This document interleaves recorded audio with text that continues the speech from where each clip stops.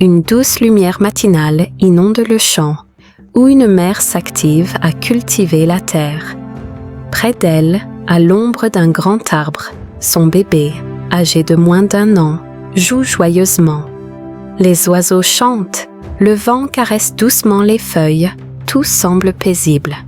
Alors qu'elle redresse son dos endolori, son regard se pose sur une silhouette mouvante dans l'arbre. Son cœur manque un battement.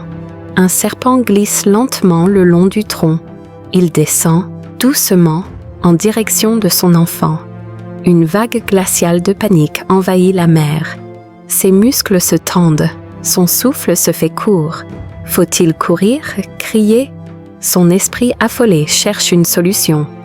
Au milieu du tumulte de son angoisse, une voix surgit du fond de sa mémoire. Son grand-père, assis près d'un feu crépitant sous les étoiles, lui avait confié un jour « Ma petite fille, les enfants sont des êtres purs. Aucun animal ne saurait leur faire du mal, car en eux, ils ne voient aucun danger. » Elle hésite. Est-ce vrai? Peut-elle vraiment croire à cette sagesse ancienne? Le serpent approche, et elle doit choisir. Le reptile glisse silencieusement jusqu'à son bébé. La mère retient son souffle, figée entre terreur et foi. Puis, sous ses yeux ébahis, l'inimaginable se produit. Le serpent ne montre aucune hostilité. Il s'enroule doucement autour de l'enfant, comme dans un jeu curieux et tranquille. Le bébé rit, ses petites mains tentent de saisir la créature avec innocence. Un instant suspendu, une danse étrange entre la pureté et l'instinct animal. Soudain, le serpent s'arrête.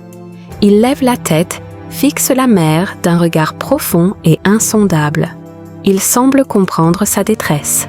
Un frisson parcourt son dos, puis, sans bruit, il se détache du bébé et disparaît dans les hautes herbes, comme s'il n'avait été qu'un rêve fugace. Brusquement libérée de son immobilité, la mère se jette sur son enfant, le prenant dans ses bras avec frénésie.